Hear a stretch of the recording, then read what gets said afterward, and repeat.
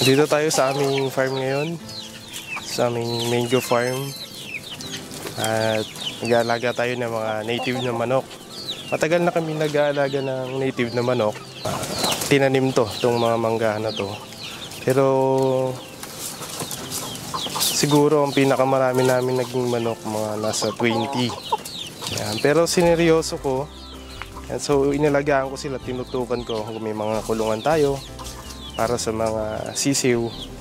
Kasi maraming mga uwak, mga pusa na wild, na mga, siguro galing sa mga kapitbahay, tsaka yung mga aso. Nilalapa yung mga ibang mga maliliit na manok. So nung tinutukan ko, ayan, naparami. So itong nakaraan lang, nung tinutukan ko siya talaga, October 2024, 13 yung inahin natin na native na manok. Tapos 2 tandang lalaking manok. May mga kulungan para sa mga sisiw, may mga itlogan. Ibigyan natin silang kaunting feeds, hinahaluan ng darak. So sa sistema, ayan, ililibot tayo mamaya. Ngayon, ang bilang ng native na manok namin ay more or less nasa 150 na. Ayan, mga native na manok, mga yan. Tapos nitong nakaraang buwan lang, bumili ako ng 2 parawakan, lalaki at babae, tsaka 2 basilan, lalaki at babae rin. Na-try ko silang i-breed sa mga native para ma-upgrade yung mga native natin na manok. Siguro yung mga native na manok ko rito, mga Tagalog. Ano? Yung iba parang mayroong blood ng darag, kasi mukha silang darag. So libot tayo sa farm.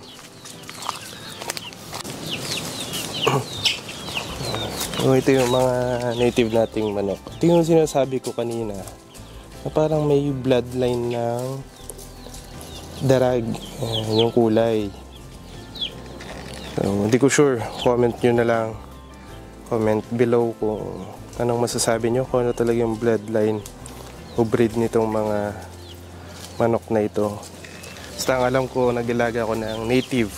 Yan, mga Tagalog na manok.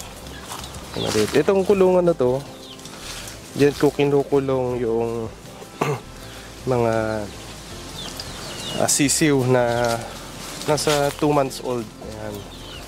Yung mga iniwalay sa mga ina. Ayan. Medyo maliliit pa kasi sila.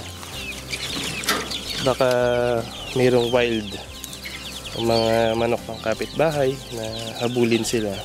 Madali silang mahuhuli. Hindi pa sila ganun kabilis.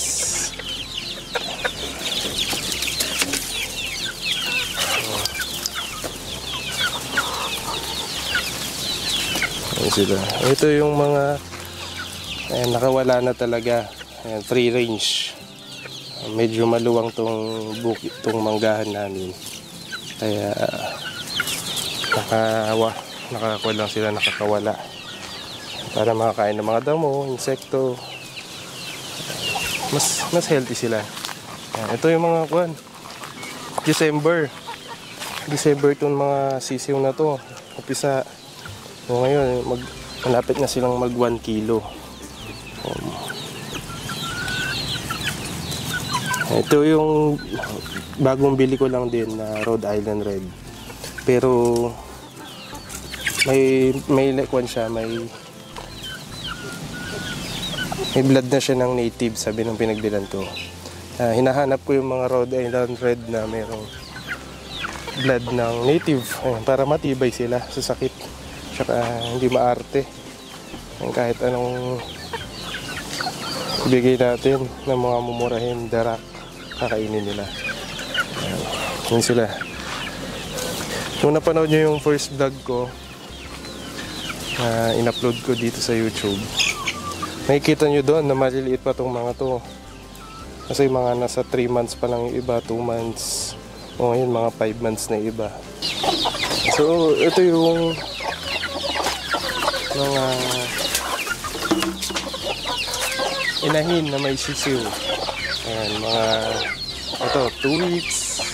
Ito kakapisa lang kanina. Ayun ang umaga. So, day 1 mga chicks to. Kasama yung nanay nila. Ito 2 weeks. 2 weeks din. So dito nakalagay yung mga inahin, kasama yung mga sisiw nila para protect yun sila sa mga uwak, sa mga predator.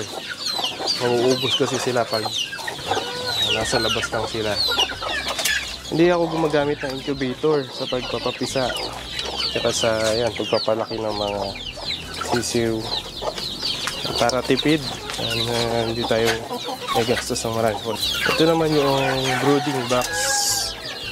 Nandito na yung mga sisiw na medyo makapal na yung mga balahibo nila na iniwalay natin sa mga nanay nila. Para yung nanay nila ay makapag-refresh na sa labas, kasama na yung tandang a few days or baka 1 week or 2 weeks, mangingitlog na yung mga nanay nila. After dyan,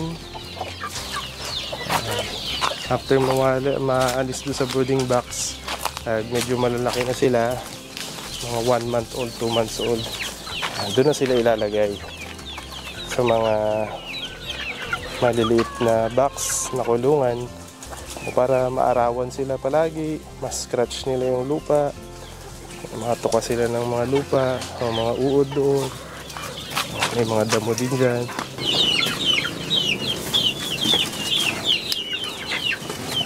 Ito dalawa pa, dalawa yung nasa isang itlogan.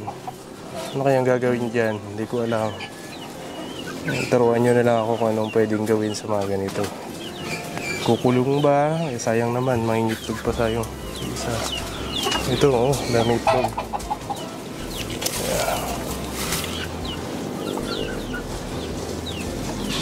Ito tayo dun sa kwan. Sa isang itlogan pa ng manok. Ayan, ito yung mga itlog na pinagpisaan kanina umaga. Ayan, itlog na naman. Ito wala pa. Ito wala din. Ayan, ito. Ayan, dalawa na naman. Dalawang manok ang itlog sa isang itlogan. Ano kayang gagawin dyan? Ayan, ang itlog din. Nice, dami. Mag-isa lang kaya nyo ng itlog dyan. Ayan. Ayan yung mga inahin ng October 2024. Ayan. So dito naman yung may sakit. Ayan, may sakit yung mata niya. So ina-isolate natin para hindi mahawa yung iba.